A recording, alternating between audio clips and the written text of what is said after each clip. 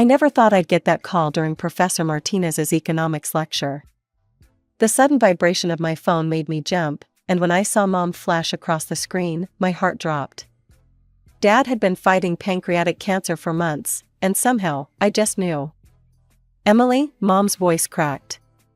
"Your father, he's gone." The lecture hall suddenly felt too small, too crowded. At 21, I thought I was prepared for this moment. Dad and I had talked about it during my last visit home, when the doctor said the treatment wasn't working anymore. He'd squeezed my hand and told me, "My brave girl, you'll be okay." But nothing really prepares you for losing your father. I'd always been Daddy's little girl. Growing up, he'd been the one to teach me how to ride a bike, help me with math homework, and later, drive me to college tours.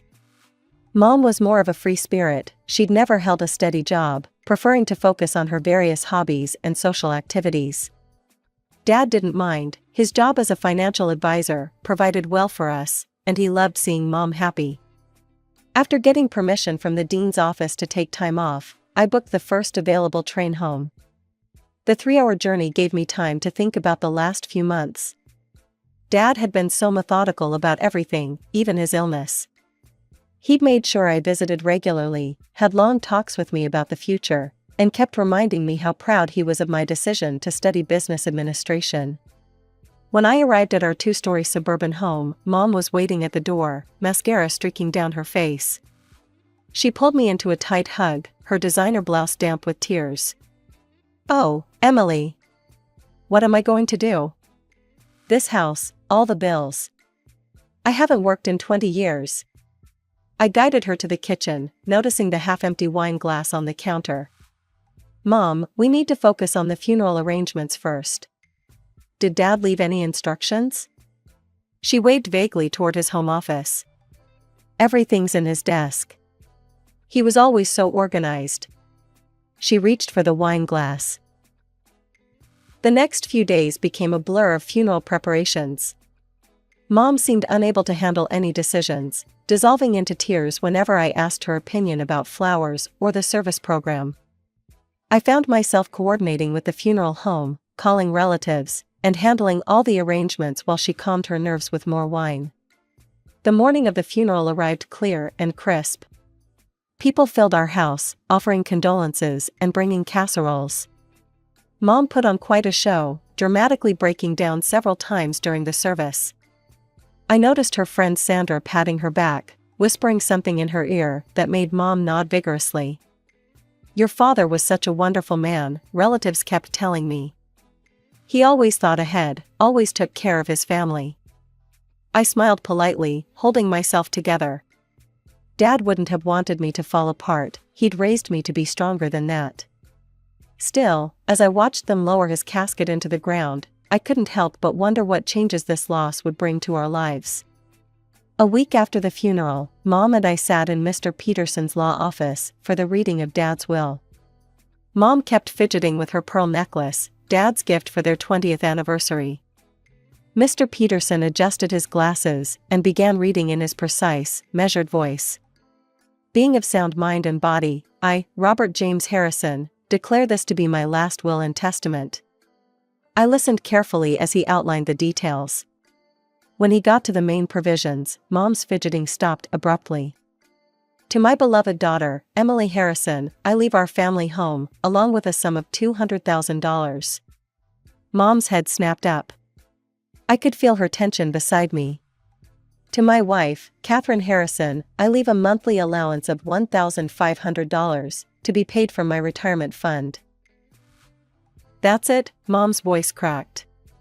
"I'm his wife. 23 years of marriage, and this is what I get?" "Mrs. Harrison," Mr. Peterson's tone was gentle, but firm. "Your husband carefully considered these arrangements. The will is properly executed and legally binding. It would be best to accept his decision." Mom muttered something under her breath, her fingers now twisting her necklace so tight I worried it might break. The drive home was tense, filled only with her occasional mumbled comments about "unfair" and "can't believe he would do this." That evening, I made us a simple dinner, Dad's favorite pasta recipe. Mom pushed the food around her plate before finally looking up at me. Emily, I just don't understand, her voice wavered. Why would your father leave everything to you? The house, all that money. I mean, what am I supposed to do? Where am I supposed to go? I reached across the table and took her hand. Mom, you don't have to go anywhere. You can stay and take care of the house while I'm at college. It'll be good for both of us. Mom's entire demeanor changed. She squeezed my hand, tears welling in her eyes. Oh, Emily, you're the best daughter in the world. I knew you wouldn't let me down. A few days later, I returned to college, setting up automatic payments for the house utilities and property taxes from the account Dad left me. Mom and I started having regular Skype calls. She seemed to be doing better, telling me about the art classes she'd enrolled in to help cope with her grief. But as weeks turned into months, our communication pattern began to change. The Skype calls became less frequent, replaced by quick phone conversations that grew shorter each time. Mom always had somewhere to be, or something to do. I told myself it was good that she was keeping busy, that maybe this was her way of healing. December arrived with a dusting of snow and the promise of Christmas in the air. After months of increasingly short phone calls with Mom, I decided to surprise her with an early holiday visit. The train ride home was filled with memories of previous Christmases. From the train station, I took a taxi home, watching familiar streets pass by. I used my key to quietly open the front door, planning to surprise Mom. The house smelled of cinnamon and coffee, at least that hadn't changed. But then I heard laughter coming from the living room. Mom's voice, and a man's? I stepped into the doorway and froze. Mom was sitting on our couch next to a man I'd never seen before. He looked maybe 5 years younger than her, wearing an artsy-looking scarf and holding her hand. They were sitting close, laughing about something, looking completely comfortable with each other. Emily, Mom jumped slightly when she saw me. I wasn't expecting you. Obviously, I said, still standing in the doorway. I thought I'd surprise you for Christmas. You know, since we always spend it together as a family. An awkward silence filled the room. The man stood up, and I noticed he was wearing Dad's slippers. Honey, Mom said, her voice unnaturally high, I'd like you to meet James. She paused, glancing between us. My husband, we got married 3 months ago. I must have misheard. I'm sorry, did you say husband? As in married? Yes, sweetie, we met in my art class, remember, the one I told you about? James is an artist too. We just connected. She was using her explaining to a child voice, the one that always drove me crazy. 3 months ago, I did the math in my head. Mom, Dad's only been gone for 7 months. 8 months, she corrected quickly. And Emily, when you find love again, you just know. I didn't tell you because I didn't want to disturb your studies. You've been so busy with school. I looked around the room, really seeing it for the first time. Dad's favorite reading chair was gone, replaced by some modern-looking piece that didn't match anything else. There were new paintings on the walls, abstract splashes of color that Mom would have hated 6 months ago. And there, on the mantel where Dad's family photos used to be, was a large wedding picture of Mom and this James person. You moved him into my house without asking me? The words came out before I could stop them. Mom's face tightened. Emily, this is my home too. You said so yourself. Right, I took a deep breath, trying to channel Dad's calm approach to difficult situations. Well, I guess we should get to know each other then. James, what do you do for work? He smiled, but it didn't reach his eyes. Oh, you know how it is these days. The economy, the job market. He launched into a story about his last gallery showing, then somehow segued into a funny story about Mom's painting technique, making her giggle like a teenager. I tried again. But what's your current job? His smile faltered slightly. Well, I'm between positions at the moment. Looking for the right opportunity, you know? Something that really speaks to my creative spirit. He's an artist, Emily, Mom jumped in defensively. He can't be confined by some corporate 9-to-5 job. His last boss just couldn't understand his vision. Some people are too conventional to appreciate true creativity. Christmas morning arrived, and I woke up to the sound of clattering dishes downstairs. Following the noise to the kitchen, I found Mom setting out our best china, the set Dad had given her for their 20th anniversary, and arranging far more place settings than usual. "Mom, are we expecting company?" I asked, picking up a coffee mug from the cabinet. She barely looked up from her work. "Oh yes, James's family is coming over for Christmas dinner. They're such lovely people, Emily. You'll see." "What about the Andersons?" I asked. Dad's sister Sarah and her family had spent every Christmas with us for as long as I could remember. "And Uncle Mike and Aunt Jenny?" Mom's hands paused briefly over the silverware. "Emily, things are different now. I need to build relationships with James's family. They're part of our lives now." Before I could respond, the doorbell rang. Mom hurried to answer it, leaving me alone in the kitchen with the ghost of Christmas past. James's family arrived in a noisy cluster, his parents, who looked around the house with appraising eyes, and his sister Rachel with her husband and 2 kids. They burst in like they owned the place, immediately spreading out to explore. During dinner, Mom kept shooting me worried glances as James's family dominated the conversation. His father complained about property taxes in their neighborhood. His mother criticized the turkey, suggesting better recipes. I sat there, pushing food around my plate, thinking about previous Christmases filled with warmth and genuine family love. Then Rachel put down her fork and smiled brightly. "You know, this house is in such a perfect location, right near the good school. The kids need a good school district, and this house is just sitting here with all this extra space." "Oh, that would be wonderful," Mom exclaimed. "We'd love to have you close by, wouldn't we, Emily?" Something inside me snapped. All the tension and frustration of the past few days boiled over. "Actually, no, we wouldn't," I said firmly. "This is my house, Dad left it to me, not to Mom, and certainly not to strangers who want to move in and take over." The room went silent. Rachel's face turned red, and her husband started muttering about ungrateful young people these days. James's parents exchanged meaningful looks, his mother clicking her tongue disapprovingly. But I barely heard them. I was staring at Mom, and she was staring back at me with an expression I'd never seen before, a mixture of embarrassment, anger, and something else that looked almost like hatred. James's family didn't stick around long after my outburst. "We clearly aren't welcome here," Rachel announced, herding her children toward the door. "I wouldn't want to live in this house anyway." Her emphasis on this house made it sound like a curse. As soon as the door closed behind them, Mom exploded. "How could you?" she screamed, her face red with anger. "Do you have any idea what you've done?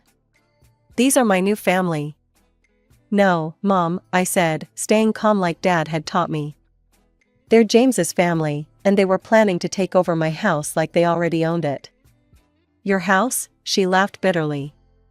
"This was our family home long before your father decided to play favorites in his will." "I did the right thing," I said firmly.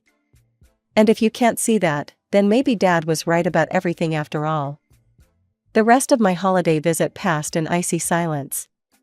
Mom and James disappeared into their room whenever I was around. I spent most of my time visiting Dad's family. Aunt Sarah cried when she heard they'd excluded her from Christmas dinner, and Uncle Mike just shook his head sadly and said, "Your father would be heartbroken to see this." When I returned to college, I thought the distance might help heal things. I was wrong. Mom's calls started coming again, but they were different now. She barely asked about my classes or my life. Instead, every conversation turned to money. "James and I are struggling, Emily," she said during one call. "The monthly allowance barely covers anything these days. We need help." "Mom, maybe it's time for both of you to look for jobs," I suggested gently. The line went quiet for a moment. "How dare you?" she finally hissed. "I'm your mother. I raised you. And now you're acting like some cruel, heartless stranger." The call ended with a click. An hour later, my phone buzzed with a message from her, a photo of an empty refrigerator, followed by dramatic text, "When we starve to death, it will be on your conscience." I stared at the message for a long time, remembering how Mom used to guilt-trip Dad the same way when she wanted something. He usually gave in, saying it was easier than fighting. Despite knowing better, I found myself transferring money from Dad's account to hers. It became a pattern, her dramatic pleas, my reluctant transfers, her temporary gratitude, followed by more demands. The next months passed this way, with Mom and James living in my house while I finished college. They didn't attend my graduation ceremony, sending a text about being too busy with some art exhibition. I knew it was because I'd stopped sending extra money the month before, tired of enabling their lifestyle. After graduation, I decided to return home. When I told Mom my plans, her response was lukewarm at best. "Oh, you're moving back?" she said, her voice flat. "Well, I suppose it is your house." The way she emphasized "your house" reminded me of Rachel's tone that Christmas Day. Finding a job didn't take long. Dad's old connections in the financial sector helped me land a position at Anderson & Mills Financial Services. I threw myself into the work, grateful for the distraction from the increasingly tense situation at home. Meanwhile, Mom and James settled into a routine of their own, one that didn't involve working. Mom still received her monthly allowance of $1,500 from Dad's retirement fund, but she spent most of it entertaining James's family. Every weekend brought another artistic gathering or dinner party, with James's relatives sprawled across our living room, drinking wine and critiquing each other's artwork. I started noticing the bills piling up. The utilities had doubled since I'd been away at college. Apparently, creative spirits needed a lot of heat and hot water. The grocery bills were astronomical, thanks to Mom's frequent parties. And somehow, I'd become responsible for all of it. Every time I came home from grocery shopping, half the food would disappear into one of their parties. I'd find empty wine bottles in the recycling bin and hear James's sister Rachel laughing in the kitchen, helping herself to the snacks I'd bought for my work lunches. "Your mother is so generous," I overheard Rachel say one evening. "Unlike some people in this house." The breaking point came after 3 months of this arrangement. I'd just finished paying the property taxes, which Mom had forgotten to mention were due, when she cornered me in the kitchen. "Emily, we need to have a serious conversation." "Actually, Mom, I've been wanting to talk to you too." But she cut me off, her face set in that familiar expression she used to have when demanding something from Dad. "Margaret told me something interesting today. Her daughter Julie works in your department." My stomach dropped. Julie, the office gossip, of course. "She says you're making $4,600 a month," Mom continued, her eyes narrowing. "And yet look how you're treating your family. The bare minimum on groceries. Complaining about every little bill. Making James feel guilty about his art supplies. You're being selfish and greedy, just like your father accused me of being all those years."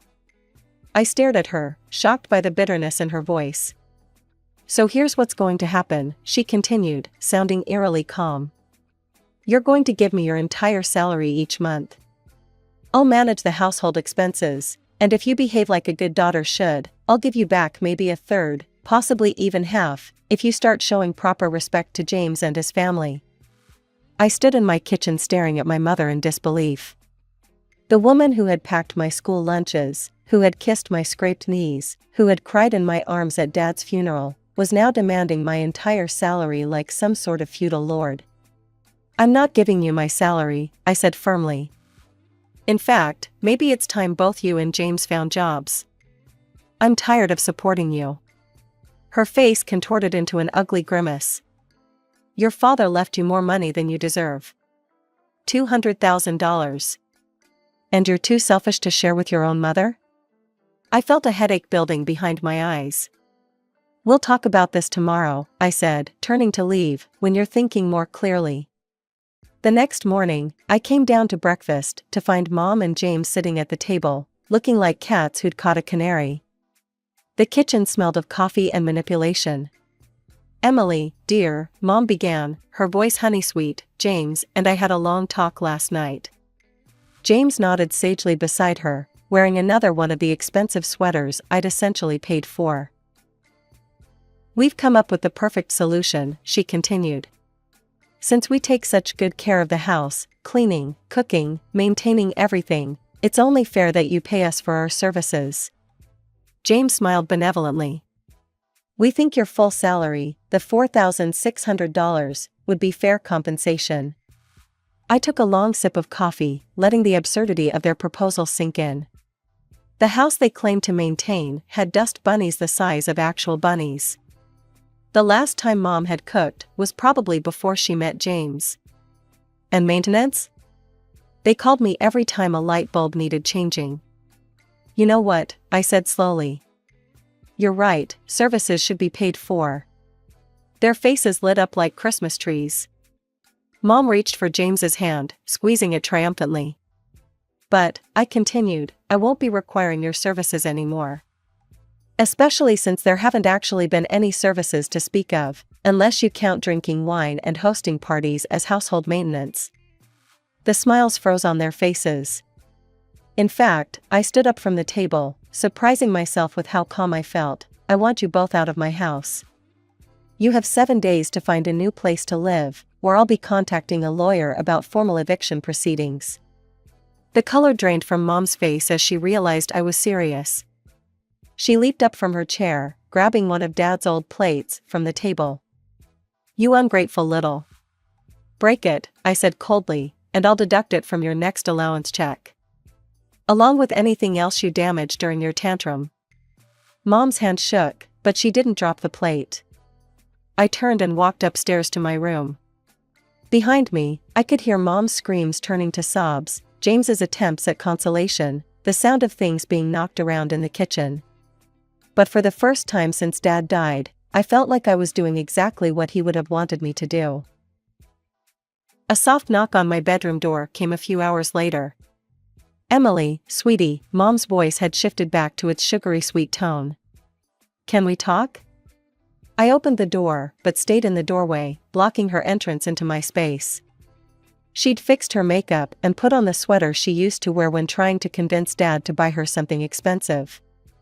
I was just joking about the money, she said, attempting a light laugh.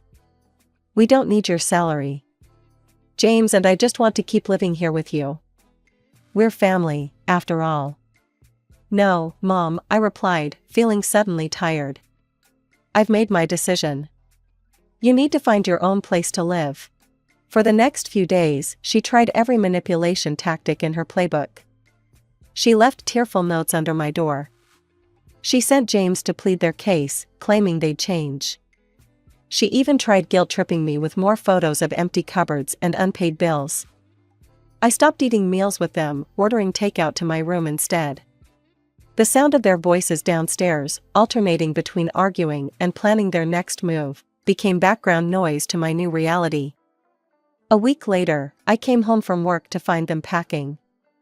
Mom was dramatically throwing things into boxes, making sure I could hear every item hit the cardboard. I hope you're happy, she spat when she saw me. Throwing your own mother out on the street. James stood behind her, arms crossed.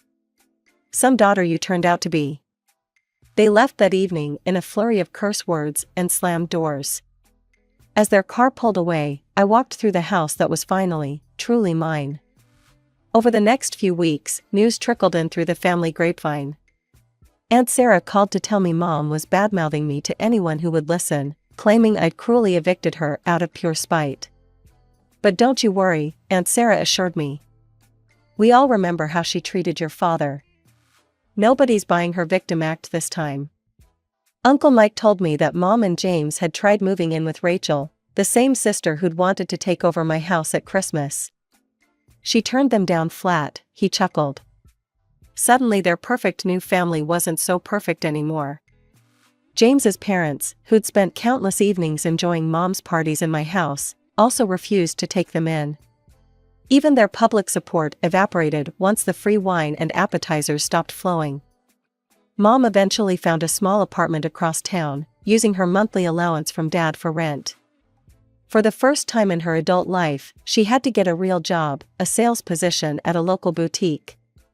James, true to form, remained unemployed, still claiming he was too creative for regular work. I ran into her once at the grocery store. She looked different, older, somehow, without all her expensive creams and salon appointments. She started to turn down my aisle, then quickly wheeled her cart in the opposite direction. Standing in my house a few months later, I finally felt ready to make changes. That weekend, I bought paint samples and gardening tools. The house that had seen so much drama and pain would become something new. As I planned the renovations, I realized that sometimes you have to tear something down to build it back up stronger.